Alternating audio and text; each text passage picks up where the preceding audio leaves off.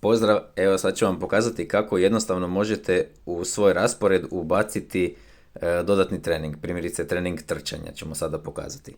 Stisnite na ovaj workouts, zatim dole desno vidite ovo povećalo, pa stisnemo na povećalo i ubacimo trening koji želimo. Evo sad ćemo mi trčanje,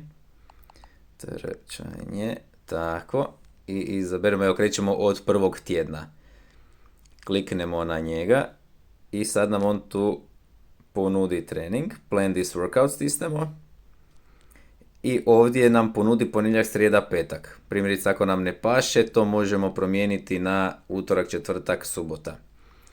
Ovdje gore piše number of weeks. Mi ćemo staviti jedan tjedan s obzirom da je tako i koncipiran trening. I dole stisnemo ovaj plan this workout.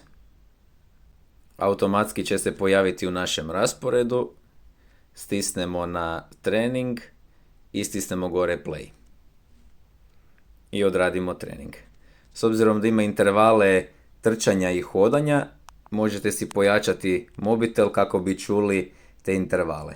On će vam reći kad je interval jedan gotov, kad kreće drugi.